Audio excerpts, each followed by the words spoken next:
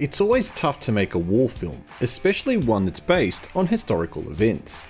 Get too much wrong and the audience will dismiss it. Try to be historically accurate and you risk either the movie being boring or it telling a very lopsided story. The 800 placed somewhere in the middle, based on a real event but with a clear dramatization added. An extremely hyped movie, starring a strong cast of well-known Chinese actors and directed by the man behind the fantastic Mr. Six. It was a box office smash hit when released in August, a rarity in the year of 2020. Hi, I'm the Arnie Dance from Asian Film Fans and welcome to this review of the Chinese war action drama film, The 800.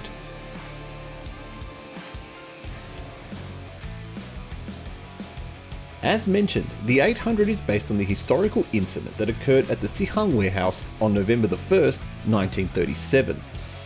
A group of ragtag leftovers from other defeated regiments, as well as able-bodied men marked as deserters, held strong in the fortified warehouse on the banks of the Suzhou River in Shanghai.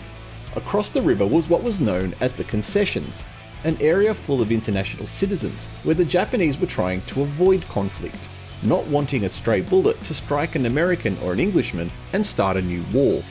The 800 is actually a group of approximately 450 soldiers, with their number inflated by their commander in order to appear bigger than what they were. The full historical story of the 800 heroes can be found online and is well worth reading about. Thus, this movie attempts to retell that story but following a select group of individuals, some capable of fighting, some scared of battle, some just young boys, or others just an accountant.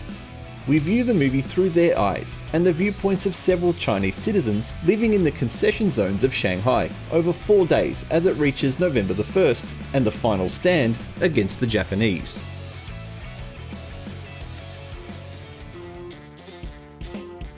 If you like war movies, then this is an absolute must-watch. Unfortunately, due to censorship, in this case the role of the political leaders of China at the time, the movie you will see is not the version the director intended you to see. A reported 12 minutes was removed from the original cut, with additional scenes in the movie being cropped or reframed to remove certain insignia or references, the most obvious being that of the nationalists' flag, which is what we would currently know today as the Taiwanese flag. Other than the scene of the men raising and defending the flag, there's never a close-up or description given, and it's really obvious.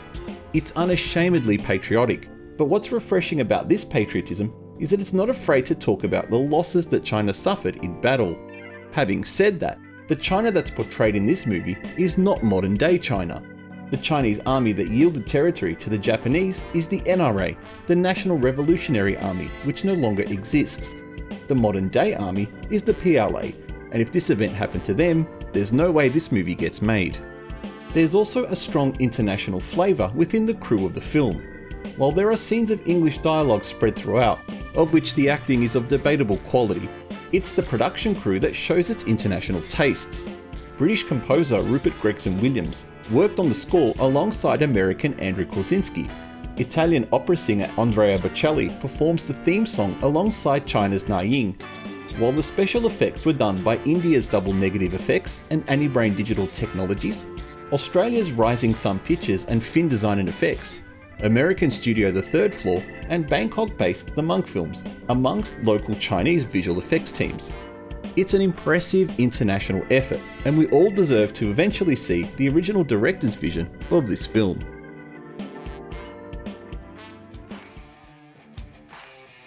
This is a 150-minute, so finding select memorable moments are tough, so I'll mention scenes that stuck the most in my head.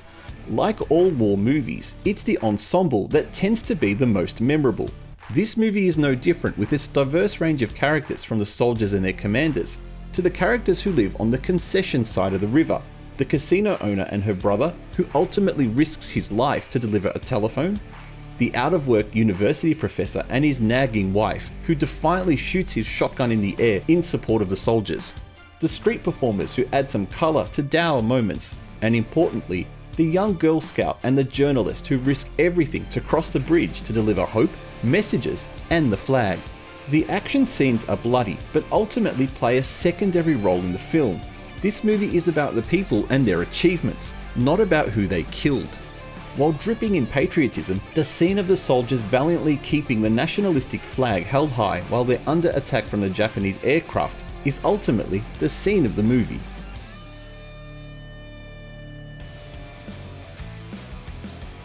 However, if you asked me to tell you more about the soldiers, who they were, and what they were doing there, I ultimately couldn't tell you much. And that is this movie's biggest flaw and biggest weakness. We don't know who these soldiers are. We don't know enough about them to care when they're injured or killed. Indeed, for me, the connection was with the actors playing the characters, Zhang, Vision Wei, and Wang Chenyan. I know who these actors are, so I don't want them to die. But their characters? We just don't learn enough. And when we do learn more about it, it comes in the final third of the film as they prepare for their last stand. Therein lies another problem with this film, and that's the first hour. While the movie is thrilling and grips you to the edge of your seat, the first hour is a rather mishmash of stuff just going on. This could come down to a few issues. The first could be the censorship. The second could be the fact that the version I viewed did not translate the opening story, meaning I was already behind on knowing what was going on. The proper international version most likely fixes this issue though. But as I approached the 45-minute mark of the movie, my thoughts were, who are all these people? What are they doing here? And what is going on? Another scene that must be mentioned is when the commander of the 800 meets the commander of the Japanese army. This almost comical scene, where both men are on horseback while their sidekicks stand next to them, feels very much out of place. And most of that is due to the Japanese character and how he's made to look weak and pathetic, almost begging the Chinese commander to surrender. If anything was going to be cut out or at least edited down, it probably should have been this scene. Just establish that the Japanese army were going to conduct one last heavy assault and leave it at that. Finally, another patriotic scene leaves a dry taste in your mouth. And that's the conversation that occurs towards the end when the Chinese commander is being told to surrender the building, with his superior giving him a lecture about we don't know what kind of China we will have in the future, being a rather unnecessary piece of propaganda dialogue.